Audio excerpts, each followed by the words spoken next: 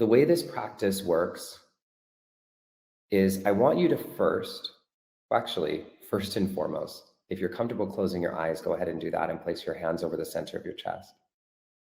Just one hand right over the other.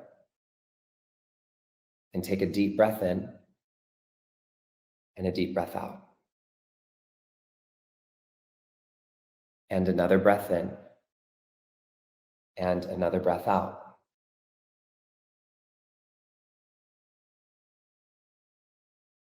And just think of one thing.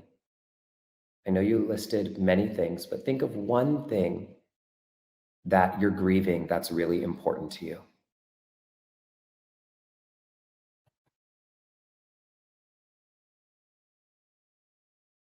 And then just name all of the ways. Just allow it to come up and name all of the ways that you resist this grief.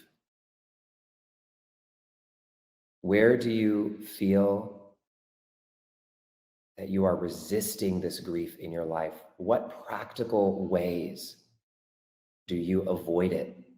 How does that show up for you?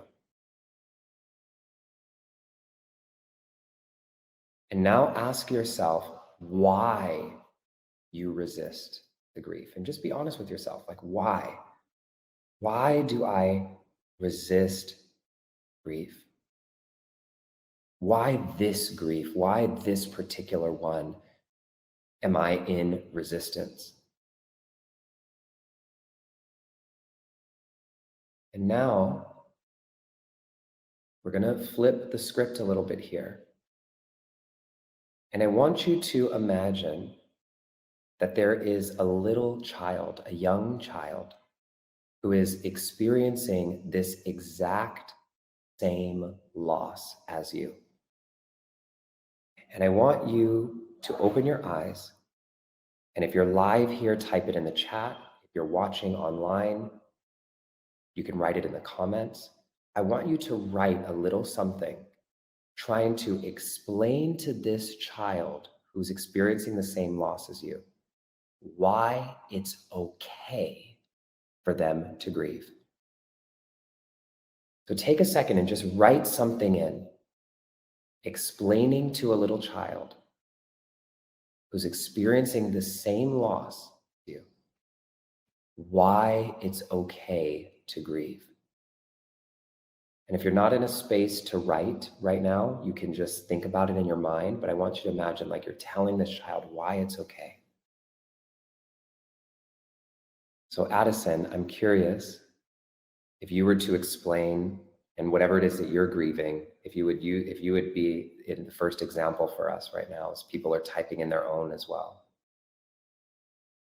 Yeah, mine's an interesting challenge because I did it honestly, and I think the biggest thing that I'm grieving right now is romantic almosts, which we've spoken about before, and to put it into talking to a kid, it really shifts really fast. And anybody who follows me know I have a very strong best friendship with my 5-year-old godson, and I often think of how I would explain these things to him, but he has experienced that a little bit, and being able to say, hey, like, I know how that feels right now. It feels like if you can't see your friend across the street, if you can't play today, like, that there's no way you're going to get through it. And instead of saying to this child, like, stop trying to feel sad, say it's safe to be sad right now. Let's set a timer for 30 minutes and let's just sit in the sadness and let's just do that. And that's